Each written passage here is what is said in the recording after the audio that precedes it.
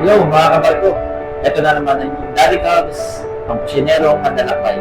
May today's video, meron tayong kabarko na magkikwento ng kanyang libro dito sa pagbabarko. Sige, samahan niyo ako. Let's go!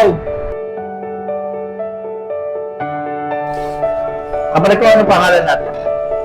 Ako nga pala si Johnny Roser na Maynila. Ilang taon ka na sa barko? Bago lang po ako sa barko. Isang buwan pa lang. Chef, mahirap ba magtrabaho sa barko? Sa experience ko bilang baguhan, siguro nasasabi ko mahirap talaga. Pero kailangan gawin. Andito ka na eh. No choice ka. Ayusin mo na lang ang trabaho natin para magiging matapos yung kontrata. Pero ano mapapayo mo sa mga nangangarap at gusto magtrabaho sa barko? Sa mga gusto barko, dapat tatagayin lang loob nyo. Dapat may tiwala kayong sarili na kaya nyo gawin. Tapos, malangin lang kayo sa taas. Basta gawin nyo lang natin yung trabaho nyo. Chef, ano masasabi mo sa mga nasa barko na?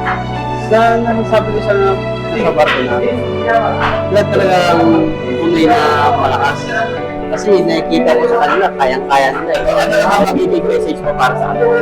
Sa mahal ko sa buhay sa Pilipinas, sa asawa ko, lahat sa mga anak ko, magiging malusog lang kayo, magiging abot na kayo sa sarili nyo, and lagi kayong nag-aaral sa taas, lagi kayong mag-iingat, and mahal ko na lahat. Lagi kayong mag-iingat, and mahal ko na lahat.